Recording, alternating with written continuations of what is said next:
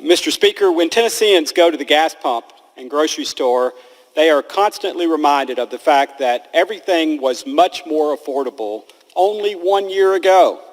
Since President Biden has taken office and congressional Democrats have recklessly borrowed and spent trillions of dollars, cost of living has skyrocketed at a rate not seen since 1981, when I was just a junior in high school.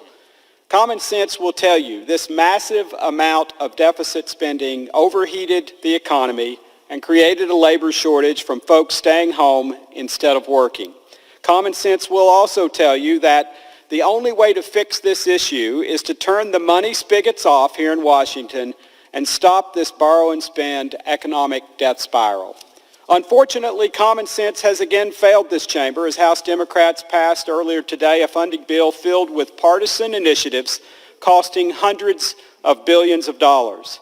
The socialist spending bill House Democrats passed today increased some accounts by double and even triple-digit percentages in some cases.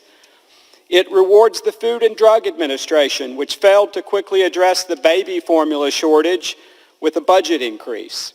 It also increases the budget for the Department of Homeland Security, who instead of enforcing our laws and stopping illegal immigration, is encouraging it by attempting to repeal Title 42. It even increases the budget to maintain and improve federal buildings by 12%, even though many of these buildings have been mostly empty for the last 2 years. There are a lot of bad policies in this bill, but one of the worst has to be the exclusion of the Hyde Amendment.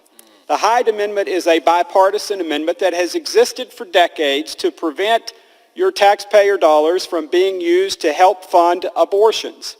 This is completely incomprehensible to me. In no way, shape, or form should taxpayers be subsidizing abortions with taxpayer dollars. Tennesseans are sick and tired of borrowing money from China and forcing their grandchildren to foot the bill. The state of Tennessee should serve as a role model for members of Congress. We have been committed in Tennessee to enacting fiscally responsible policies up and down each level of government.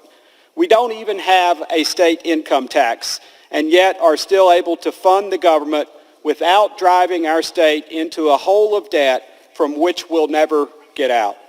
I just can't help but think how one-party rule in Washington has completely failed the American people.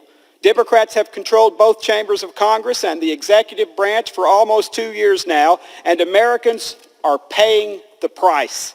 Tennesseans are rightfully upset with their federal government and feel as though their concerns about the future of this country are not being heard. A recent poll shows that in April of 2020, during the height of the COVID lockdowns, Americans actually thought our nation's future looked brighter than it does right now. We can't continue down this path. We must do everything we can to rein in the reckless spending.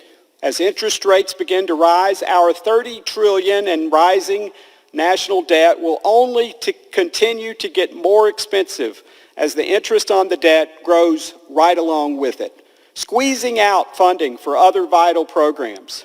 With interest rates now rising at a rapid clip, it's all just a ticking time bomb ready to go off. I strongly urge my colleagues on the other side of the aisle to listen to the American people and Tennesseans back home and do what's right for the sake of our country and our children.